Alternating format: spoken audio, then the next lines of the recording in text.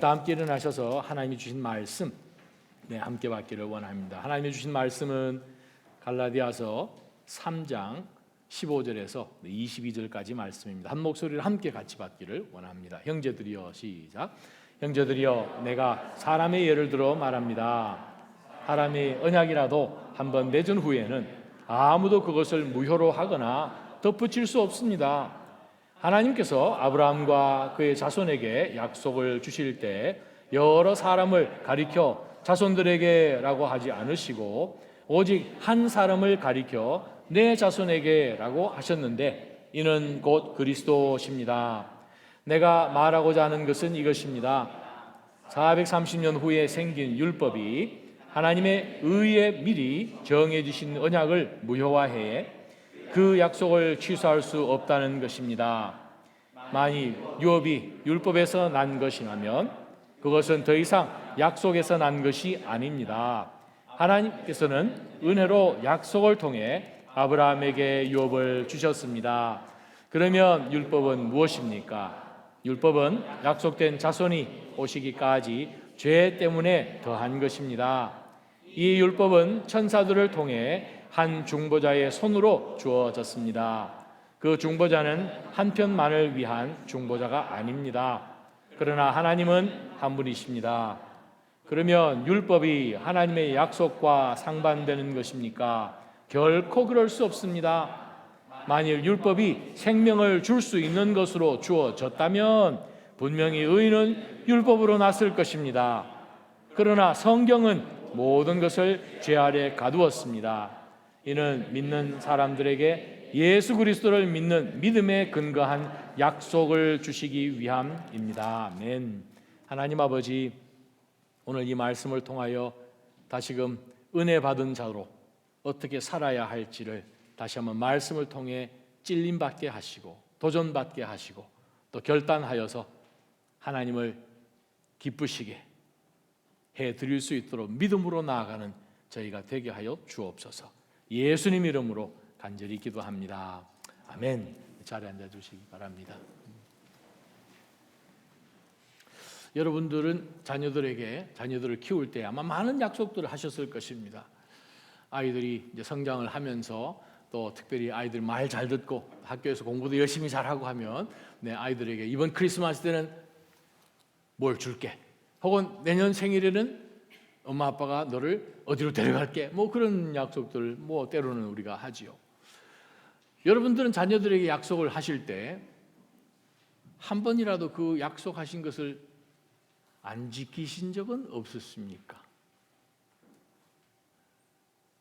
약속하시면 자녀들이 에이 뭐 그렇게 하면 그냥 아예 안 믿으십니까? 아니면 분명히 아빠는 약속하면, 엄마는 약속하면 약속 분명히 지키는데 우와 잘해야지 하면서 정말 이 부모님들의 그 신실함을 이 아이들이 또 믿고 그 약속을 기다리는 편이십니까? 만약에 우리가 자녀들을 키우는데 아이가 아주 그냥 말도 잘 듣고 공부도 열심히 하고 친구들과 싸우지도 않고 아주 모범적으로 잘해서 야, 너 정말 자랑스럽다. 내가 그래서 내년 너 생일 때는 아빠가 디즈니랜드로 데리고 갈게. 우리 애가 그냥 난리가 났어요. 하루도 아니고 3박 4일이다. 뭐 이렇게 하면 애들이 그냥 얼마나 좋아하겠어요. 근데 키워보면은 또 그때 반짝이죠. 그러고 나면 이제 애들이 이제 내년이니까 아마 그 이야기 들은 1년 전 그 이야기를 들었던 그 생일 때부터 아마 한 두세 줄은 아마 약발이 있을지도 모르겠습니다. 근데 이제 시간이 지났어요. 몇 개월이 지났어요. 한 반년 정도 지났어요. 그런데 아이는 한 6개월 후에 올 이번 생일에 엄마 아빠가 나를 디즈니랜드로 분명히 데리고 간다고 약속을 하셨기 때문에 내가 더 이전보다도 말 잘 듣고 공부도 잘하고 착한 애가 돼야지 그렇게 생각을 하겠지만 애들 생각이 그렇습니까? 우리 어른들도 그렇지 않을 때가 많은데 그러다 보니까 하루는 그 아이가 동생이랑 싸웠어요. 비헤이브 하는 것이 영 마음에 안 들기 시작합니다. 그러다가 이제 한번 따끔히 이제 혼내주고 난 다음에 또 시간이 흘렀습니다. 이제 내일이면 디즈니랜드 가는 날인데 오늘 저녁에 이 애가 아주 큰 사고를 쳤어요. 아주 크게 말을 안 들었어요. 그냥 말을 안 들었어요. 뭐 중2병이라 그럽니까 요즘? 아주 말을 안 들었어요. 그리고 이제 엄마 아빠가 이제 이 아이들을 딱 앉혀놓고 내가 아무리 봐도 너네들 안 되겠다. 못 간다 내일. 라고 만약에 하면 그런 일이 있을 수 있지요. 때로는 우리는 약속을 해도 상황 가운데서 그 약속을 못 지킬 만큼 내가 볼 때, 상황을 판단해 볼 때 여러 가지 팩터들이 있어서 그 약속을 지키지 말아야 하겠다라고 이제 생각을 하고 지키지 않을 때가 있다는 거예요. 말로 한 약속이니까.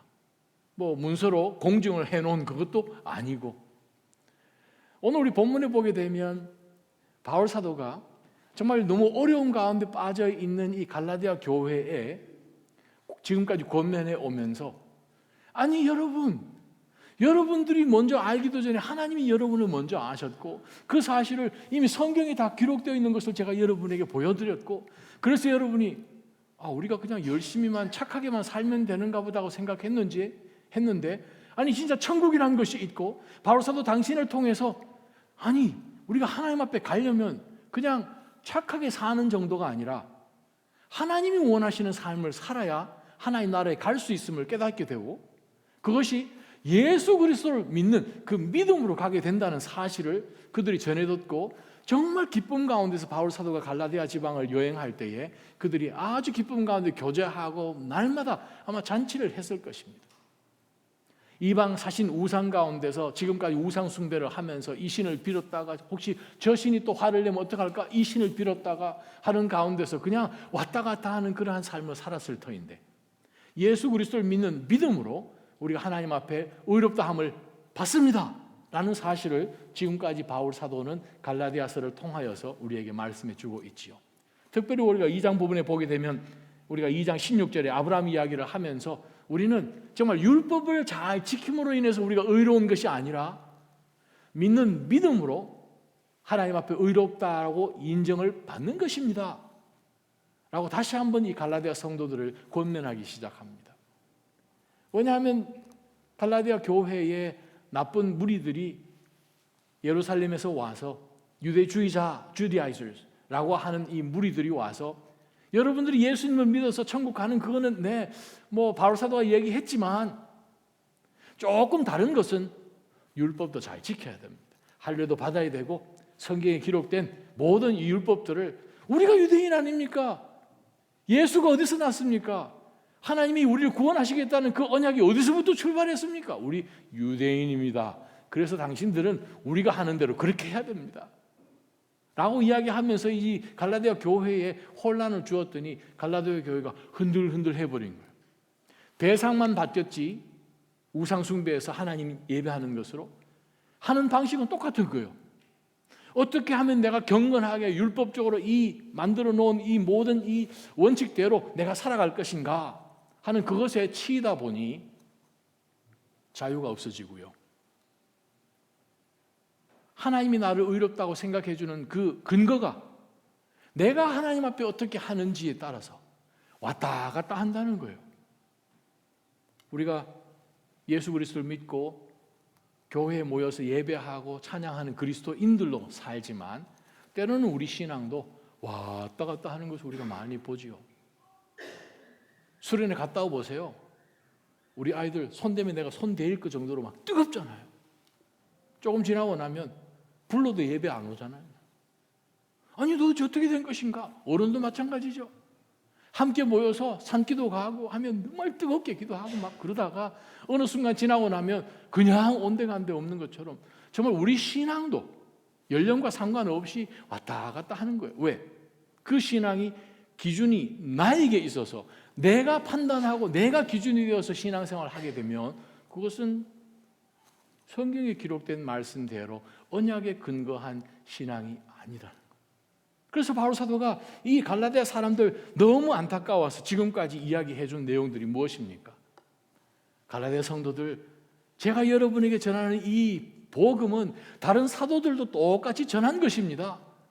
여러분 기억하십니까? 안디옥에 베드로가 잠깐 방문을 했는데, 아니 베드로가 누굽니까? 12사도 가운데 그냥 무슨 말만 하면 줘요 해가지고 대답했던 스포크스맨 같은 사람인데, 그도 예수님 3번이나 부인했고, 예수님이 그를 3번이나 네가 나를 사랑하느냐 말씀하시면서 그를 회복시켜주게 하셨는데, 바로 그를 도망가버린 그 갈릴리 호숫가에 다시 예수님께서 부활하시고 난 다음에 찾으러 가셔서 그를 회복시켜 주시고, 예수님이 승천하시는 바로 그 시점에 베드로를 비롯하여서 12제자들을 비롯하여서 예수님의 그 제자들에게 예루살렘에서 하나님 아버지께서 너희들에게 주시겠다 약속하신 그 선물을 끝까지 기다려라, 다른 데 가지 말고 예루살렘 지켜라 하는 가운데서 기도했을 때 성령 하나님이 임하셨잖아요. 교회가 세워졌지요. 그럼에도 불구하고 예루살렘에 성령이 임하시고 난 다음 많은 이방인들 가운데서 특별히 고넬료를 하나님께서는 다른 사람도 아니고 베드로를 통해서 만나게 하셔서 아무리 이방 사람이라 하더라도 믿는 믿음으로 나올 때, 예수 그리스도를 믿는 믿음으로 나올 때 얼마든지 하나님께서 그들을 자녀로 삼아 주시겠다고 약속하신 구약의 말씀을 실천해 주신 하나님이심을 먼저 보게 해 주셨죠. 이방인이라도 고자라도 넷이라도 이사야 56장 말씀처럼 내 이름을 부르고 하나님 앞에 예배하러 나오면 그 이름을 그 어떤 이름보다도 더 뛰어나게 내가 붙들어 주겠다라고 약속하신 그 말씀을 고넬료 가정을 통하여서 베드로가 직접 목격했지 않습니까?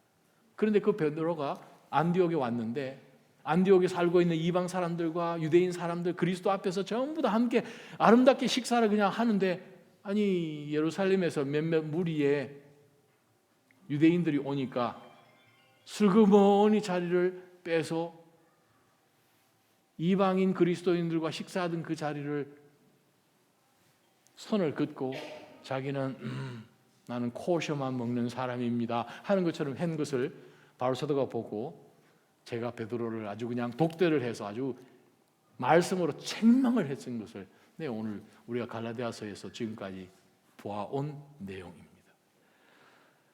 바울 사도가 갈라디아 성도들에게 지금 다시 한번 강조하는 것은 율법이 아니라 은혜입니다. 우리가 하나님 앞에 나올 수 있는 것은 우리가 내가 이만큼 했기 때문에. 노. 이사야 뭐라고 말씀하십니까? 정말 우리의 의는 냄새나는 누더기, filthy rags. 우리가 하나님 앞에 자랑할 수 있는 의가 얼마나 대단하길래 우리가 천국에까지 그냥 바로 들어갈 수 있는 정도의 의이겠습니까?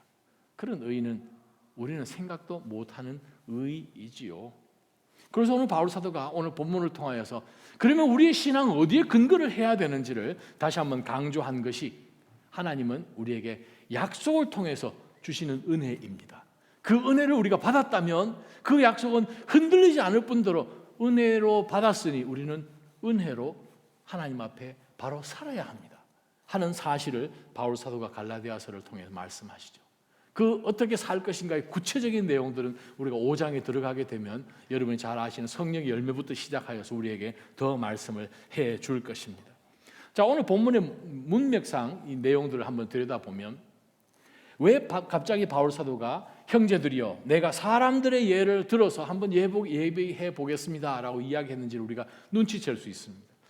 바울 사도가 지금 이 갈라디아 성도들과 함께 또 옆에 앉아있는 이 유대주의자들이 바울이 지금까지 예수 그리스도를 믿는 믿음으로, 아브라함조차도 그가 옛날에 율법이 오기도 전에 믿음으로 하나님 앞에 의롭다는 인정을 받은 것처럼 우리도 똑같이 하나님을, 예수 그리스도를 믿는 믿음으로 만날 수 있고 그 하나님을 아버지라고 부를 수 있게 된 것입니다 라고 이제 이야기를 지금 가르치고 있으니, 갈라디아 성도와 그 가운데 있는 이 유대 율법주의자들이 뭐라고 이야기할 것인지 안다는 거예요. 뭐라고 이야기할 것인가? 바울 사도, 아브라함은 뭐 옛날 사람이라 칩시다. 아브라함은 뭐 율법 전에 사람이니까, 또 아브라함은 좀 특별하지 않습니까? 우리 믿음의 조상이라고 이야기하지만 유대의 조상으로, 그건 옛날 사람 이야기고, 모세를 통해서 율법이 오지 않습니까?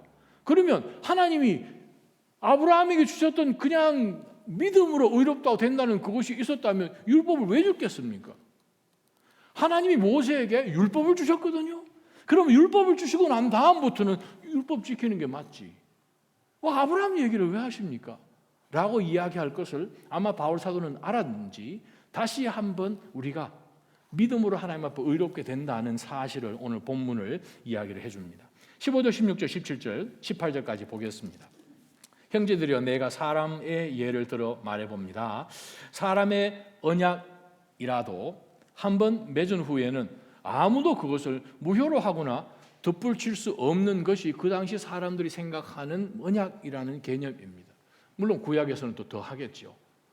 구약에 여러 가지 언약들이 등장하지 않습니까? 우리 창세기 등장하는 것 보아도 노아의 언약, 하나님이 약속하신 언약이에요. 그 언약이 끝나고 난 다음 하나님이 뭐라고 말씀하셨습니까? 노아에게 내가 다시는 물로 사람들을 심판한 일은 없겠다. 무지개를 통해서 내가 그것을 확증해 주겠다. 해서 하나님은 무지개 상징으로 보여주지 않으셨습니다. 네. 하나님께서 또 똑같이 아브라함 언약을 통해서 하나님이 너 자손, 지금은 상속자가 아무도 없는데 하나님이 너 자손, 상속자가 나온다는 거죠. 을 통하여서 모든 민족들에게 복이 되게끔 내가 너 가문을 사용하겠다라고 하나님이 약속하셨다는 거예요. 자, 그것이 아브라함의 약속입니다. 시내산 언약은 어떻습니까? 하나님께서 이스라엘 백성들이 들어가서 이 말씀을 지키는 가운데서 이방 민족들 가운데 제사장의 나라로 살아야 한다라고 하나님께서 말씀을 하시면서 율법을 주셨습니다. 직접 볼 수 있도록. 다윗은요, 우리가 사무엘 하에 보게 되면 다윗 언약도 등장하지 않습니까?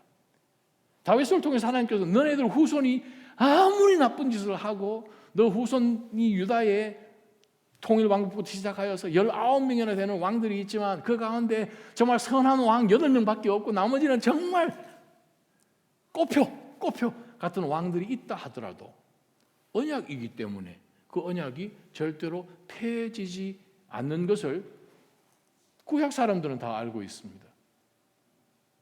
그 당시에 많은 언약들이 카라트브리트라고 그러는데 언약들이 있었습니다만 이 소금 언약 같은 게 있어요. 우리가 룻기를 보게 되면은 이제 룻과 또 보아스 그 이야기 가운데서 룻의 그 모든 잃어버린 유업들을 되찾아줄 그 사람을 성문에서 만나고, 법정이죠, 만나고 하는 그런 내용 가운데 나오지만 구약 성경에 보게 되면 언약에 대한 내용들이 많이 있습니다.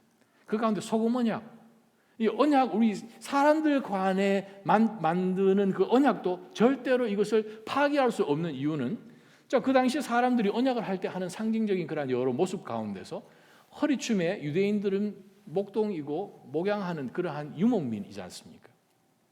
성인은 예외 없이 그 당시에 고대는 여기 전부 다 소금 주머니를 차고 다니는데, 왜냐하면 이 양에게, 염소에게 먹이지 않습니까? 먹여서 이제 물을 마시도록 갈증이 생기게끔 만들어주는 그 소금 주머니를 항상 차고 다니는데, 계약을 할 때, 언약을 할 때에 내가 내 소금 호주머니를 열어서 거기에 소금을 한 요만큼 딱 끄집어냅니다. 상대방도 소금을 끄집어내죠. 서로 소금을 교환합니다. 그래서 자기 소금 호주머니 안에다가, 소금 주머니에 상대방으로부터 받은 그 소금을 집어넣어가지고 한번 흔듭니다. 그렇게 해서 계약을 하거든요. 그러면 그 계약을 파기하는 유일한 방법은 내가 받은 소금 알갱이 찾아서 주면 됩니다. 그게 불가능하기 때문에 소금 언약이란 말이 만들어졌어요. 보통 언약이라고 표현할 때 약속이라고 표현되어 있지만 짐승을 자르죠. 짐승을 딱 한 마리 가지고 오면 짐승을 이렇게 가르는 것이 아니라 이렇게 가르죠. 짐승을 이렇게 딱 갈라서 딱 벌쳐놓고 그 그냥 아주 피로 그냥 얼룩진 그 사이를 지나가는 그것이 카라트브리트라는 뜻입니다. 언약, 사람끼리 맺은 언약도 우리가 무효할 수 없는데 하나님께서 아브라함과 그의 자손에게 약속들을 주실 때, 자, 원문 그대로 제가 읽습니다. 약속, 복수입니다, 여기는. 자, 그의 자손에게 약속들을 주실 때 여러 사람을 가리켜 자손들에게라고 하지 않으시고 오직 한 사람을 가르쳐 내 자손에게라고 하셨는데, 한 사람이라는 거예요. 바로 그분이 그리스도십니다. 내가 말하고자 하는 것은 이것입니다. 430년 후에 생긴 율법이 하나님에 의해 미리 정해진 언약을 무효화해 그 약속을 취소할 수 없다는 것입니다. 바울이 이렇게 이야기합니다. 아니, 갈라디아 성도들 그냥 계산 한번 해보십시오. 자, 아브라함은 여기 있고 모세는 여기 있고, 자, 우리는 지금 하나님께서 아브라함을 이 모세가 시내산에서 율법을 받았던 BC 1446년 바로 그 시점보다도 430년이나 더 거슬러 올라가는 도표를 한번 보시면 좋겠습니다. 성경에 이스라엘 백성들이 광야 생활해 나가는 가운데서 연도를 나타내는 것이 3번 등장합니다. 400년, 오늘 본문 430년, 또는 한 곳에서는 450년이라고 표현 나옵니다. 그게 서로 틀린 것이 아니 어디서부터 보느냐에 따라 틀린데, 야곱 후손들이 이집트로 내려간 것이 BC 1875년입니다. 1875년에 내려갔습니다. 1845년부터 노예 상태로 일이 진행되는 것이 있고, 그 다음에 BC 1446년에 이스라엘 백성들이 출애굽하게 되는 바로 그 시점이죠. 제8대 황조에. 자, 그러고 난 다음 1395년에는 정복 전쟁이 끝나기 때문에 이것을 어느 시점에서 보느냐에 따라서 400년도 되고 430년도 되고 450년이에요. 자, 어쨌든 아브라함은 모세 시대보다도 거의 한 500년 가까이 전의 사람입니다. 자, 하나님께서 그 이전에 율법이 오기도 전에 아브라함에게 언약을 맺으시고, 아브라함이 어떻게 잘한 거 하나도 율법 지킨 것 없이 율법이 나타나기도 전이었으니까 그에게 의로 너는 믿음으로 의롭다로 칭하신 그분이 한 500년 지나서 마음이 바뀌셔가지고 지금까지는 은혜로 구원받았는데 너네들은 지금부터 율법으로 구원받아야 된다. 그게 어떻게 말이 됩니까? 사람도 그렇게 안 합니다 하는 이야기를 바울 사도가 지금 이야기하는 것입니다. 율법은 하나님께서 우리를 구원하시는 그 구원을 대체할 수 없습니다. 율법 준수한다고 해서 내 신앙이 더 달라질 것이다. 출발부터가 틀렸습니다. 예수 그리스도를 믿는 믿음이 나로 하여금 하나님의 자녀가 되게 하셨기 때문에 내가 하나님의 율법을 볼 때에 예수 그리스도께서 오시자마자 그냥 방탕하게 나는 너희들에게 자유를 주러 왔다, 율법을 완성했으니 마음대로 율법하고 상관이 없다라고 하지 않으셨잖아요. 오히려 예수님께서 주시는 율법을 보면 와, 천국 갈 사람 전혀 없겠네 라고 고백할 수밖에 없지요. 우리가 출애굽기 20장 보게 되면 십계명 내용 나옵니다. 뭐 하지 마라, 뭐 하지 마라, 도둑질 하지 마라, 간음하지 말라, 거짓 증거하지 말라. 그래서 우리는 생각합니다. 율법적으로 우리는 절대 간음한 적 없습니다. 예수님 당시 기록들을 보게 되면 바리새파 사람들이, 아주 아리따운 여인들이 지나가면 그 여인들을 보지 않으려고 얼굴을 손으로 커핑한다 그러죠. 근데 2000년 전 기록들을 보게 되면 이렇게 보잖아요. 그 기록이 다 나온 내용들이에요. 예수님 뭐라고 하셨습니까? 성경에 기록되기를 간음하지 말라, 혹은 도둑질하지 말라. 그러나 예수님 말씀하시기를 너희 마음 가운데 탐심, 탐욕의 눈으로 보는 것, 마음속에 미워하는 것 이미 살인했다는 거예요. 자, 하나님의 이 레벨에서, 하나님의 수준에서 우리를 보실 때에 하나님께서 율법을 주신 그 이유가 구약 마찬가지잖아요. 신약 마찬가지잖아요. 로마서 3장에 보게 되면 18절부터 20절까지 말씀이 있습니다. 하나님 우리 가운데 율법을 주신 이유가 무엇입니까? 율법을 들여다보면 우리가 율법 밑에 다 있기 때문에 왜 하나님이 이대로 지켜라. 그 백성들이 가나안 들어갔으니 주변에 그렇게 이스라엘 백성처럼 사는 민족이 없는 거예요. 하나님이 오죽 작정하셨으면 아직 때가 아니다 하시는 말씀이 구약에 얼마나 자주 나옵니까? 그러나 하나님이 때가 되어서 가나안을 들어가게 하시고 가나안 7족속들을 다 그냥 거의 말살시키게끔 하신 이유가 정말 그들이 정말 음란하게, 혹은 이 아이들을 정말 말도 표현할 수 없을 만큼 인신 제사를 했고 하는 그러한 그 내용들을 보게 되면 하나님께서 정말 이 악이 관영한 것을 보신 것이죠. 그들이 들어가서 이스라엘 백성들이 그 많은 이방 민족들 사이에서 여호와 하나님이 계시는데 그 하나님 앞에서 우리가 어떻게 살아야 하는지를 보여줄 수 있는 모델하우스 같은 이 제사장의 나라로 이스라엘 백성들을 부르신 거예요. 그래서 율법을 보게 되면 우와, 나는 정말 죄인이구나. 존 스토트 목사님이 영국에 뭐라고 말씀하시는 거 아니? 사탄은 우리를 율법을 통해 보면서 나 이만큼 지켜서 라고 우리를 거룩하게 만듭니다. 그런데 하나님은 율법을 통하여서 우리가 얼마나 죄인인지를 보여주십니다 라고 유명한 말씀하셨어요. 사탄은, 즉 인간은 나라는 종교성을 갖고 종교적인 그런 행위로서 신앙생활을 하는 사람은 내 이만큼 했어요, 굉장히 괜찮은 사람처럼 보여주는데, 하나님은 율법을 주신 이유가 무엇입니까? 우리가 얼마나 말씀을 통해 보면 내가 정말 죄 덩어리인 것을 보게 하여 주셔서 하나님, 내 능력으로는 감히 이걸 감당을 할 수가 없습니다, 도와주십시오. 하나님을 향하여 주님 앞에 도움을 요청하게끔 만들기 위해서 주신 것이 하나님의 율법 말씀이죠. 자, 오늘 본문 말씀을 들여다보면 하나님께서 바울을 통해 주신 말씀이, 하나님께서 아브라함과 그 자손에게 약속들을 주실 때 여러 사람 가르쳐서 자손들에게라고 하지 않으시고 딱 한 사람, Your seed. 영어 성경 보게 되면 대문자로 나와 있죠. 창세기 12장 7절 말씀에 해당되는 말씀. 히브리 말로 제라라는 말씀인데, 제라하, Your seed, 한 단어입니다.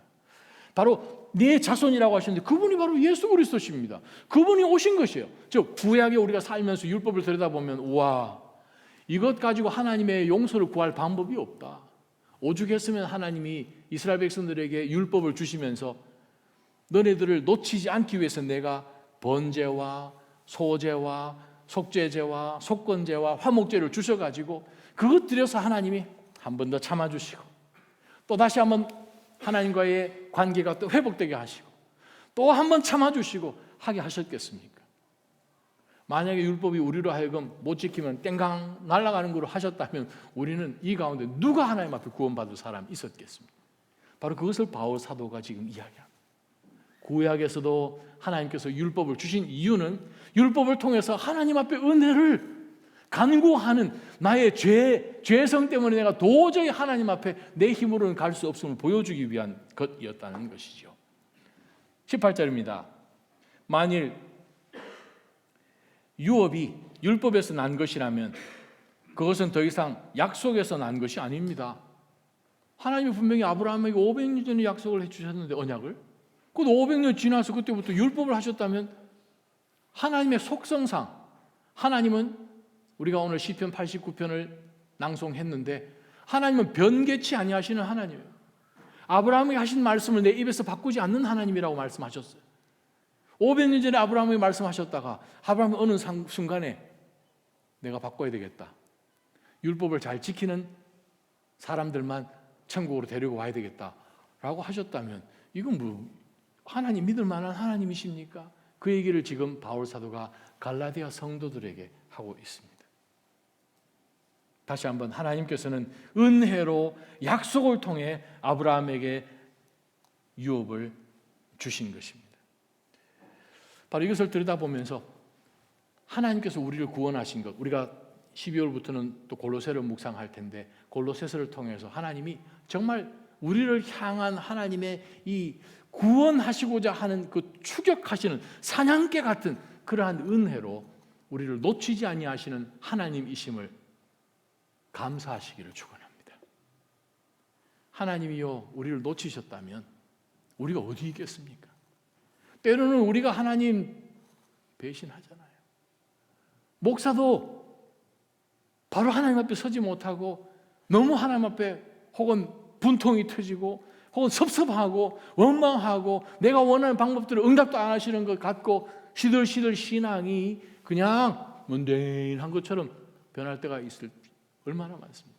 우리 여러분들 그렇지는 않겠지만 이 목사요, 저희 집에 CCTV를 못 다는 이유가 있지 않습니까? 여러분 보여주시면 아유 목사가 저거 뭐야, 우리 전부 다가 그렇다는 거예요.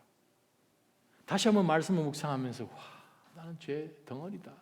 한경재 목사님 마지막 소천하시기 직전에 하셨던 설교 가운데서 내가 죄 덩어리다. 더욱더 하나님과 한평생 동행하면서 가까이 나아가면 나아갈수록 내 삶이 더 밝은 빛 가운데 비춰지니 정말 우리는 죄 덩어리라는 거죠. 하나님 앞에 정말 엎드릴 수밖에 없는 그러한 인생으로 하나님이 만들어 주셨습니다. 바로 그것이 예수 그리스도를 통한 복음이라는 거예요. 여러분, 구약에는 율법으로 구원받지 않았습니다.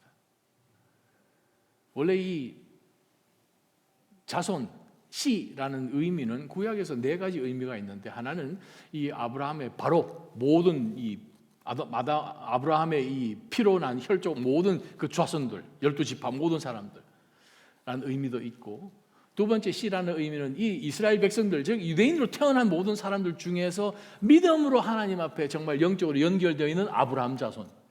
세 번째, 아브라함하고 혈족하고 DNA 전혀 상관이 없는데 이방인들, 그러나 믿음으로 하나님 앞에 하나님 여호와는 당신이 나의 하나님이십니다라고 고백했던 이방인들, 뭐 구약 같으면 라합이라든지 여러 사람들 있잖아요, 그죠? 룻이라든지 우리 그리스도인들 현대의 모든 이방인들 다 포함되는 것. 마지막 네 번째는 예수 그리스도요. 신학적으로 이 씨라는 의미가 네 가지 의미가 있는데, 오늘 본문에서는 예수 그리스도에게 집중해서 그리스도를 통해서 우리가 구원을 받았으니 그리스도를 통해서 주시는 모든 약속들이 그리스도 안에서 얼마든지 예라는 사실을 여러분 믿으십니까? 그것이 바로 고린도후서 1장 말씀이잖아요. 사랑하는 나자님 성도 여러분, 우리가 예수 그리스도를 통해서 구원만 얻은 게 아니에요. 예수 그리스도를 통해서 우리가 아브라함의 자손이 돼서 아브라함을 통하여서 하나님이 하시고자 하는 그 놀라운 은혜의 엄청난 분량의 복이 우리도 동참하게 됐다는 사실입니다. 할렐루야. 우리가 주님의 이름으로 복을 주면 복을 받는 거예요. 아브라함에게 하나님 말씀하셨어요. 네가 복을 주면 내가 복을 주고 너를 저주하는 줄 내가 저주하고. 이거 무슨 말씀이죠? 하나님께서 하늘이 신령한 굉장한 복을 예수 그리스도를 통해서, 고린도전서 1장, 우리에게 얼마든지 모든 약속들이, 성경은 복수로 되어 있습니다. 모든 약속들이, 구원만 아니라 모든 약속들이 그리스도 안에서 얼마든지 예라는 사실을 우리는 다시 한번 믿게 됩니다. 그렇다면 율법은 무엇인가? 아까 이제 19절부터 나온 내용이죠. 그럼 율법은 무엇입니까? 율법은 약속된 자손이 오시기까지 죄 때문에 더해진 거라는 거예요. 우리 죄성 때문에. 우리가 율법이 없으면 그전에는 뭐 내가 옳다, 네가 옳다, 뭐 다 옳다, 아니면 다 틀렸다, 아니면 모르겠다, 마음대로 살아라, 뭐 이렇게 되겠죠. 어느 타운에, 예를 들어 버닝턴 타운에 광장에 큰 잔디밭이 있습니다. 벤치가 여러 개 있어요. 이제 겨울 이제 지나고 나서 이제 뭐 눈이 많이 오고 해서 뭐 의자가 많이 낡고 쇠가 녹슬 부분도 있고 하겠죠. 스크레이핑 업 해가지고 거기 페인트를 칠합니다. 웻 페인트, 페인트 아직 안 말랐습니다 하고 딱 편말 해놓으면 무슨 일이 일어날까요? 괜히 가가지고 이렇게 해보잖아요. 이거 아직 안 말랐다고 얘기하는데도 가가지고 이렇게 하잖아요. 이게 사실인지는 모르겠는데, 제가 뉴욕에서 목회할 때에, 사역할 때에 그 미술하는 그런 자매들이 많았는데, 그들이 정말 이 몇 개월 동안 그냥 밤을 새면서 이 미술 작품을 해놓으면 구경할 때 그냥 구경하면 되는데 만진다는 거예요. 그래서 뭐 이렇게 막 삐뚤게 막 만들어 놓고 뭐 부러지기도 하고 막, 하여간 이 예술 작품을 만들어 놓는데 우리 속에 들어있는 이 죄성 때문에 하지 말라 그러면 막 하잖아요, 이렇게. 그래가지고 그 학교에서 고민하다가 기가 막힌 안을 어느 학생이 제안해가지고 그걸 했더니 아무도 안 만든다는 거예요. 작품들을, 졸업작품 이렇게 해가지고 내놓으면 그 이전에 사람들이 만져가지고 그냥 며칠 지나서 가보면 막 떨어져 있고 막 팔도 그렇게 돼 있었는데, 어느 간판을 딱 붙이고 나니까 그 다음에는 아무도 안 만지더니 할렐루야. 그게 할렐루야 할 이야기인지 모르겠는데 뭐라고 쓴 줄 아십니까? 우리 인간의 죄성을 보여주는 실화입니다. 딱 한마디로 썼어요. Please wash your hand if you touch it. 딱 한마디. 만지면 빨리 손 씻으십시오. 그걸 붙여놨더니 아무도 안 만져. 바로 율법이죠. 율법을 보여줬더니 우리 죄성이 뭡니까? 내가 죄인이다 이렇게 돼야 되는데 그걸 또 싹 피해가지고 또 하는 아이디어를 내는 그게 또 우리 인간이 법망을 피해간다라고 표현하죠. 19절입니다. 율법은 약속된 자손이 오기까지 죄 때문에 더해져서 정말 멀리서 바라보면서 율법 이거 지키기가 너무 어렵습니다. 빨리 오셔서 우리를 정말 다 용서해 주시고 정말 주님이 이 모든 율법의 완성이 되어 주십시오. 간절히 갈망했던 사람들이 구약의 성도들이었지 않습니까? 시므온이 어린 예수 그리스도를 안고 그 가정이 이 아빠 엄마가 이 할례를 하러 왔을 때에 그 노종이 이 아기를 정말 안고 주제시여, 정말 이 이스라엘의 믿음의 사람들에게 올 하나님의 이 선물을 봅니다. 기뻐하는 이유가 무엇입니까? 율법 밑에 있으니 너무 무겁다는 거예요. 너무 무겁다. 바로 그 예수 그리스도 오신 이유가 무엇입니까? 약속된 자손이 오실 그때까지 율법으로는 답이 없다. 구약에서도 똑같이 하나님의 은혜로 구원받은 그것을 예수 그리스도 통해서 확증한 것이지요. 여러분 성경 잘 암송하고 계시지 않습니까? 요한복음 3장 16절. 하나님이 세상을 이처럼 사랑하사, 그 단어, 그 문장이 제일 첫 단어가 무엇입니까? 우리나라 성경에는 그렇게 안 나와 있어요. 원문이나 영어 성경 보게 되면 God loved the world so much 이렇게 안 나오죠. For God loved the world so much 그렇게 나오죠. For. 왜냐하면 왜 요한복음 3장 16절에 왜냐함으로 시작하지? 왜냐하면 그 이유를 알려면 한 절 위에 올라가야 되죠. 그러면 이제 요한복음, 여러분 성경책 가지고 펴 보십시다. 요한복음, 할렐루야. 요한복음 3장이요. 요한복음 3장을 들여다보면 자 16절에 여러분 잘 알고 계십니다. 하나님이 세상을 이처럼 사랑하사인데 16절을 보면 제일 첫 단어가 왜냐하면으로 원문에는 시작하거든요. 영어 성경 마찬가지. 15절은 그것은 그를 믿는 사람마다 영생을 얻게 하려는 것이다. 거기도 보면은 영어 성경하고 원어 성경에는 왜냐하면으로 시작돼요. 그러면 15절도 왜냐하면, 16절도 왜냐하면, 그러면 그 이유를 알려면 14절 읽어야 되겠네요. 14절은 왜냐하면으로 시작되지 않고 딱 스테이트로 되어 있습니다. 14절 모세가 광야에서 뱀을 들어 올린 것 같이 인자도 들려야 한다. period. 이스라엘 백성들이 광야 생활하는 가운데 불신앙으로 그들이 출애굽은 했지만 40년 광야 생활하는 가운데서 그들이 하나님 안 믿었잖아요. 얼마나 패역했습니까? 목이 곧았습니까? 이방 민족들 있기만 하면 비슷하게 그냥 하려고 음란하고 우상 숭배하고 조금만 모세가 다른 곳으로 잠깐 바빠서 가게 되면 혹은 조금만 무슨 상황이 불편하면 그래서 하나님의 불뱀을 보내시지 않습니까? venomous snakes. 아주 그냥 물리면 아주 불처럼 뜨거웠는지 모르겠지만 이 독사를 보내서 다 물려 죽었어요. 죽는 가운데서 그냥 사람들이 그냥 우리 이렇게 죽도록 남겨줄 것인가 모세에게 막 얘기를 했더니 모세가 하나님 앞에 가서 기도하잖아요.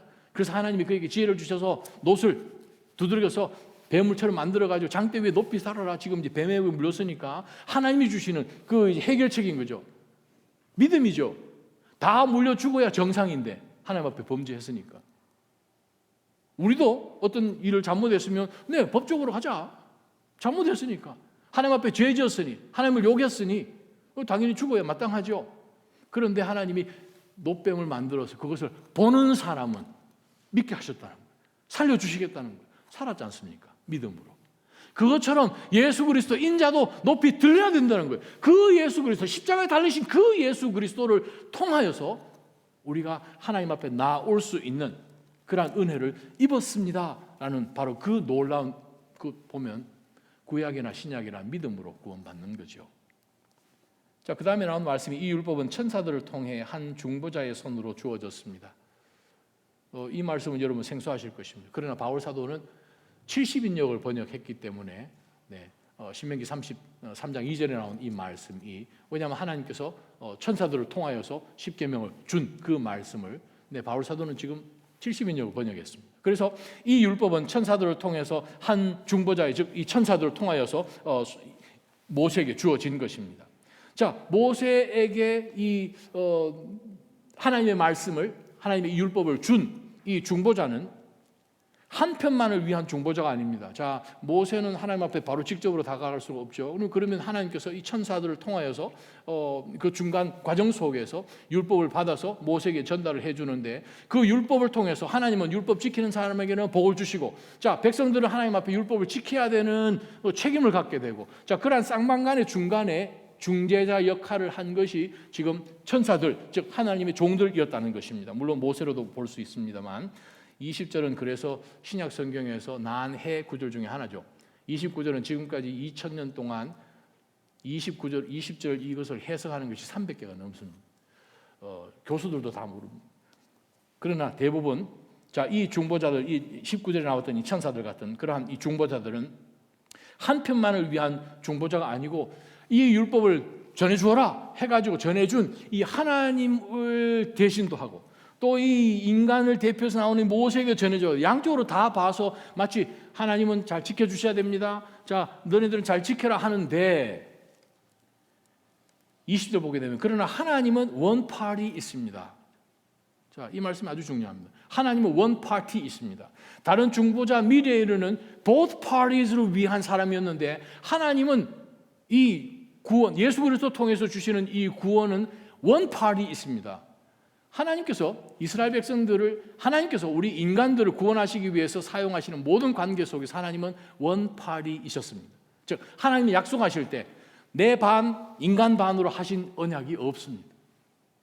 하나님 아브라함하고 무조건적인 언약을 맺으실 때에 창세기 15장 보게 되면 아브라함 똑같이 그 당시에 언약 맺는 것으로 생각을 한다면 그도 똑같이 동참을 해서 짐승을 만들고 하는 가운데 각을 뜨고 만들어서 똑같이 그가 하나님과 손잡고 지나가야 되는데, 아브라함이 잠에서 깨어나서 엄청 두렵고 떨어서 두려워했죠. 덜덜 떨었죠. 왜? 깨어나고 보니까 하나님이 불 가운데로 지나가고 다 끝난 거예요. 하나님 혼자 그 언약을 체결해 버리신 거예요. 이 언약은 하나님께서 우리를 구원하시겠다고 작정하시고, 하나님께서 우리를 구원하시기 위해서 하나님 하나밖에 없는 아들을 죽이시고 그 아들을 살리셔서 우리에게 주셨기 때문에 하나부터 열까지 하나님이 우리를 위해서 한 분이 다 책임지신 구원의 은혜인 것을 성경은 이야기합니다. 결론 21절, 율법이 하나님의 약속과 상반됩니까? No. 하나님의 구원의 은혜 가운데서 우리를 통하여서 우리가 믿는 믿음 가운데 나아갈 때에 율법은 예수 그리스도로 보게끔 만드는, 그러나 믿음의 사람들은 믿는 믿음 가운데 나왔기 때문에 그들이 율법을 들여다볼 때는 내가 구원받았으니 당연히 믿음대로 살아야지, 내 삶 가운데 하나님이 예수님께서도 율법을 다 지키셨던 것처럼, 그러나 지키려고 구원받은 그것이 아니라 하나님의 그 완벽한 죄가 없으신 그분으로 오셔서 우리에게 율법의 완성으로 오셨으니, 우리가 십계명을 볼 때 저거는 광야 시대 가운데서 살던 유대인들에게 주신 율법이고 나는 코리안이니까 상관없어요가 아니라, 원파리이신 하나님이 처음부터 끝까지 나를, 우리 여기 앉아 계신 한 분 한 분을 구원하시기 위해서 처음부터 끝까지 희생까지 다 하신 놀라운 구원이라면 우리는 어떻게 살아야 할 것인가? 재미난 글을 하나 읽었습니다. 예식에서 복음으로, 즉 형식적인 신앙에서 복음으로라는 그러한 주제로 이상훈 님이 쓰신 글이 있습니다. 우리 안에 있는 죄성을 어떻게 하면 유혹에 넘어가지 않고 죄성을 이길 수 있을까요? 죄는 결코 나 혼자만의 노력과 열심으로 이길 수 없지요. 이렇게 생각해 봅시다. 미혼 남자가 결혼하면 단번에 유부남 되지요. 신분이 단번에 바뀌는 것입니다. 하지만 그렇다고 해서 죄의 유혹이 단번에 사라지거나 죄로 상징되는 옛 애인이 단번에 정리되지 않습니다. 결혼하면 단번에 유부남 신분이 되지만 진실한 유부남의 수준까지 단번에 껑충 뛰어올라 유혹에 초연해지는 것은 아닙니다. 단번에 기혼자가 됐지만 옛 애인으로 상징되는 죄의 유혹은 여전히 남아있지 않습니까? 옛 애인의 유혹을 물리칠 때 한 달에 10번 만나던 것을 한 번으로 줄인다거나, 다른 여자를 한 번 만나면 아내에게 2번은 잘하자고 결단하는 사람이 있을지는 모르겠습니다. 옛 애인과 밥 먹는 것 정도는 괜찮은 거 아닌가라고 생각하는 사람도 있을 것입니다. 하지만 이런 식으로는 옛 애인과 완전히 결별할 수 없습니다. 그러면 어떻게? 배우자와 친밀해짐으로 옛 애인의 유혹을 이겨야 합니다. 자기 혼자의 힘이 아니죠. 배우자의 힘을 의지해야 합니다. 결혼 반지를 끼고 다닌다거나 아니면 배우자와 함께 옛 애인을 직면하고 쫓아내야 합니다. 죄를 이기는 방법은 개인의 결단이나 노력에 달려있지 않습니다. 도덕성과 종교성에 달려있지 않습니다. 그 다음에 하는 말씀이 제가 너무 좋아서 이 말씀을 여러분께 소개합니다. 좋은 배우자인 그리스도와의 연합을 통해 이겨내야 합니다. 그리스도와 얼마나 친밀한지가 우리가 얼마나 거룩하게 사는지를 보여준다는 거죠. 가장 아름다운 배우자이신 예수 그리스도와의 하나됨을 견고하게 하면 할수록 우리 속에 있는 옛 애인 쉽게 이겨낼 수 있습니다. 여러분, 주님을 더 사랑하시기를 소망합니다. 우리의 신랑 되신 예수 그리스도와 더 친밀한 관계 속으로 들어가서 주님을 더 알기를 소망합니다. 그리하여서 주님과의 그 친밀한 그런 아주 아름다운 거룩한 동행을 통하여서 지금도 끊임없이 우리로 하여금 율법에 갇히게 하고 형식적으로 신앙생활하는 그 모든 것 얼마든지 이겨내시는 믿음의 식구들 되기를 주님의 이름으로 축원합니다. 기도하겠습니다. 걸어가신 하나님 아버지, 오늘 이 말씀을 통하여서 다시금 주여 저희가 이 마지막 때에 어떻게 하면 저희가 하나님의 말씀대로 산다는 의미가 무엇인지를 분명히 깨닫고 말씀 순종하는 것이, 혹은 교회 예배 참석하는 것이, 주일에 정말 옷 매무새를 정말 다듬고 그렇게 참석하는 이러한 것이 다른 모든 종교에서 하는 그러한 종교적인 것이 아니라 나를 위하여 우리가 아무것도 알지 못하고 천방지축으로 다닐 때에 우리를 먼저 하시고 우리를 너무 사랑하시고 독생자 예수 그리스도로 보내주셔서 그분을 십자가에 우리를 대신하여 저주가 되게 하실 만큼 우리를 그렇게 사랑하셨다는 그 하나님의 은혜를 십자가를 통하여 깨달았으니 하나님 그 구원의 은혜에 합당하게 믿음으로 반응하며 우리 주 예수 그리스도와 정말 친밀하게 늘 동행하는 저희가 되게 하여 주옵소서. 예수님의 이름으로 감사하며 간절히 기도합니다. 아멘.